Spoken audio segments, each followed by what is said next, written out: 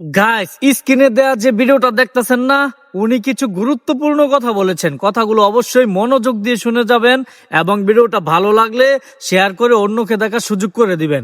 আগে ওনার কথাগুলো শুনেন, খুবই গুরুত্বপূর্ণ কথা, আগে শোনেন।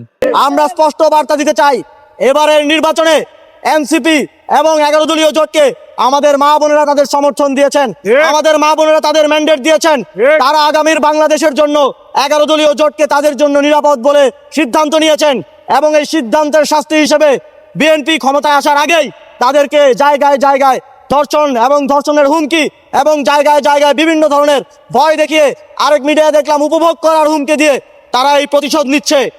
আমরা স্পষ্টভাবে বলতে চাই, বাংলাদেশের যে 46% জনগণ আপনাদেরকে ভোট দেয়নি, বাংলাদেশের যে 46% মা বোন এবং তরুণরা আপনাদেরকে ভোট দেয়নি, আগামীর বাংলাদেশে তাদেরকে বাদ দিয়ে বাংলাদেশ বিনির্মাণ করা সম্ভব না।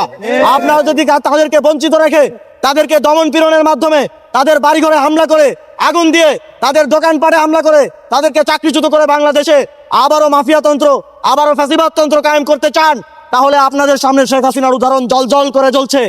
আমরা মনে করি, আমরা আপনাদেরকে আহ্বান জানাতে চাই, আমরা একটি সুন্দর বাংলাদেশ চাই।